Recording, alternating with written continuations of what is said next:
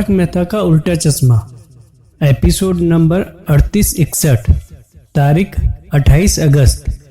भिड़े भाई की बात सुन के चाचा जी गुस्से में आ जाते हैं और वो ये कह के नीचे उतरते हैं कि देखता हूँ कि वो हथीड़ा को कैसे बेहोशी का इंजेक्शन लगाता है।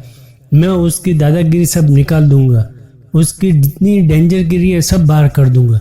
ये बोल के वो घर से नीचे आते हैं। चंपक चाचा नीचे आते हुए भी भिड़े भाई से ये कहते हुए आते हैं, देखता हूँ मैं उसको देख कैसे सीधा करता हूँ। चंपक चाचा नीचे आते हुए भी भिड़े भाई से बात करते हुए आते हैं और कहते हैं कि देखता हूँ वो कैसे हाथी को हाथ लगाता है। ऐसे मैंने बचाव में कितने लोगों को ठीक कर दिया है। ये कहते कहते वो सीढ़ी उतर के सीधा आके डेंजर भाई से टकरा जाते हैं। डेंजर भाई से टकराते ही वो वापस पीछे जाके गिर जाते हैं। चंपक चाचा जब डेंजर भाई से टकरा के नीचे गिरते हैं तो उनका सिर चकराने लगता है और जब वो उठ के खड़े होते हैं तो वो भूल जाते हैं कि किस तरफ वो खड़े थे और अभी किस तरफ उनको घूमना है। गिरने के बाद जब उनका सिर चकराने लगता है तो वो खड़े होके ये भूल जाते हैं कि मैं किस तरफ खड़ा था। चाचा जी और डेंजर भाई एकदम पास पास में खड़े होते हैं। चाचा जी को ऐसा लग रहा था जैसे वो किसी पहाड़ के सामने खड़े हैं। डेंजर भाई चंपक चाचा से कहते हैं कि कैसे निकालोगे मेरी डेंजरगिरी, बताइए प्लीज बताइए आप मुझे। लेकिन चंपक चाचा तो डेंजर भाई से टकरा के मान लो आग बबूला जितने थे उतने ही ठंडे पानी हो गए। वो एकदम शांति से बात करने लगे, अरे नहीं बेटा, मैं तो ये कह रहा था कि कभी भी कोई भी प्यार से बात किया तो सब ठीक हो जाता है। बहुत कुछ डेंजर भाई को समझाते हैं। फिर कहते हैं आज सुबह मुझे छींक आ रही थी लेकिन डॉक्टर हाथी की दवाई से मैं एकदम ठीक हो गया।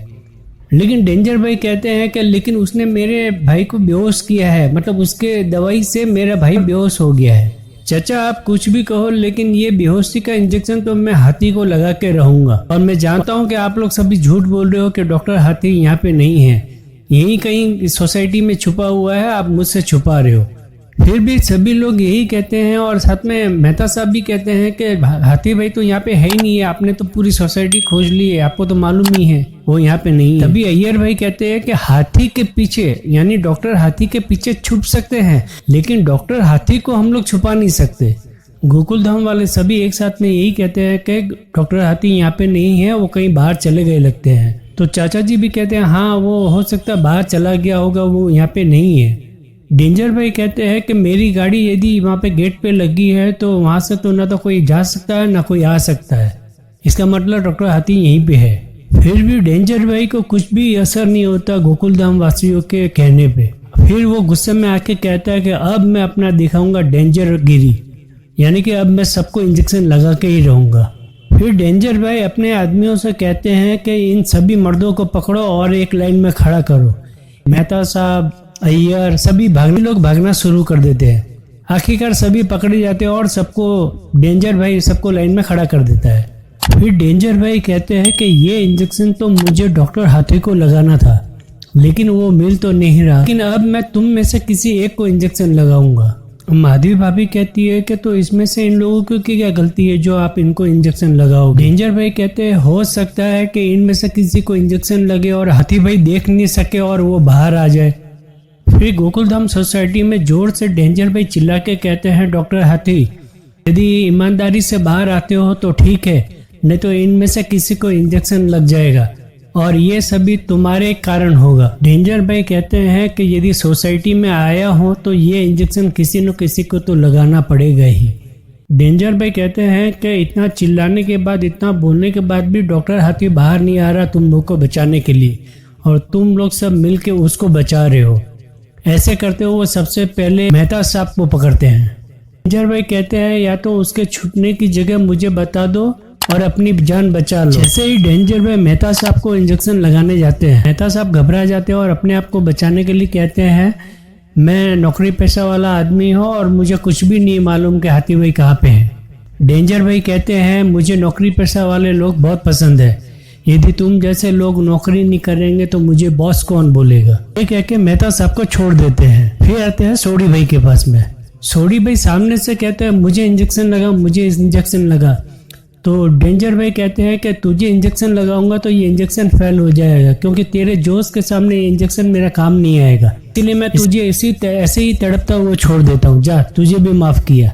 फिर वो जाते हैं पोपट भाई के पास में। पोपट भाई कहते हैं डेंजर भाई मेरी तो अभी तक शादी भी नहीं हुई। डेंजर भाई भगवान की तरफ यानी आसमान की तरफ देखते हैं और फिर कहते हैं जा तुझे माफ किया।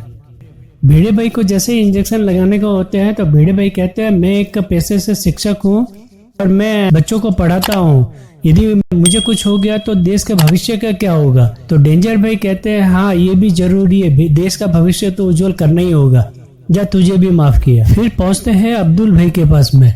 अब्दुल भाई को देख के वो एक फ्लोर नीचे आते हैं। अब्दुल भाई कहते हैं कि मैं बहुत गरीब आदमी हूँ और मेरे ऊपर बहुत जिम्मेदारी है।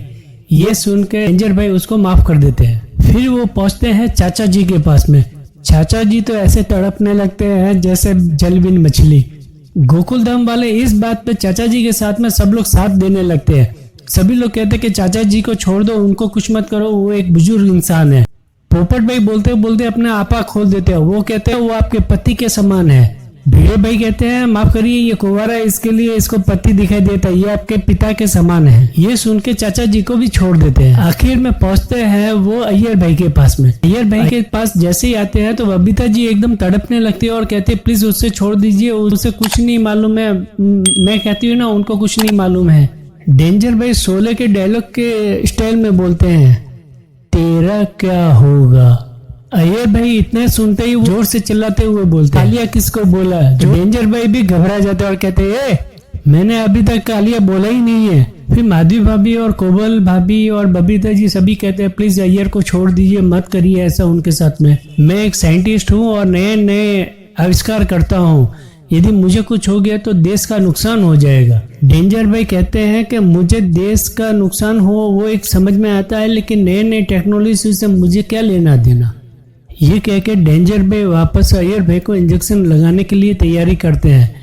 तो अय्यर भाई कहते हैं कि मुझे माफ कर दीजिए, मैं आपको बताता हूँ डॉक्टर हाथी कहाँ पे है, मुझे इंजेक्शन मत लगाइए। तो डेंजर भाई कहते हैं कहाँ पे है डॉक्टर हाथी। अय्यर भाई कहते हैं वहाँ पे ऊपर में वो क्लब हाउस है ना, वहाँ पे उनको छुपा के रखा है। डेंजर भाई कहते हैं यदि तू झूठ बोला तो तुझे इंजेक्शन लगा दूंगा। अय्यर भाई कहते हैं नहीं मैं झूठ नहीं बोल रहा हूँ, वो सच में कह रहा हूँ, वो वहीं पे है। ऐसे करके उनके आदमी और डेंजर भाई के साथ में ऊपर जाते हैं। जब अय्यर भाई डेंजर भाई को ऊपर लेके जाते हैं तो ऊपर जाने के बाद में यहाँ पे सब गोकुलधाम वाले कहते हैं ये कैसा आदमी है, अपने दोस्त को ही खतरे में डाल दिया।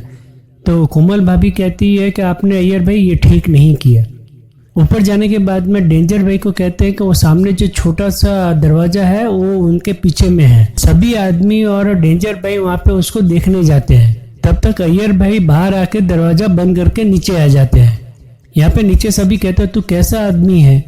यहाँ तो हम सभी कहते हैं कि गोकुल धाम एक मिनी इंडिया है, यानी कि जो हम लोग सब साथ साथ में रहते हैं, कोई दुख दर्द होता तो एक साथ हम लोग निपटते हैं, लेकिन तूने हाथी भाई को खतरे में डाल के यहाँ पे आ गया।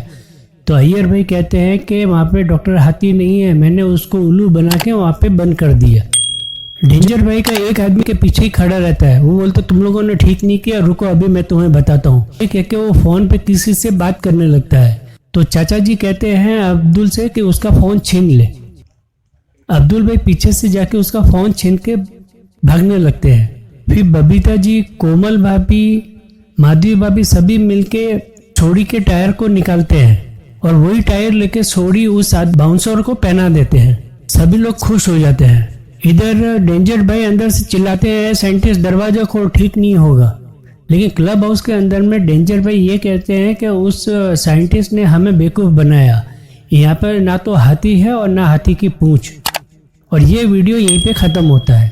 अपडेट रहने के लिए मेरे इस चैनल को लाइक करें, शेयर करें, और यदि आप नए हैं तो सब्सक्राइब करें और बेल आइकॉन बटन को क्लिक करें और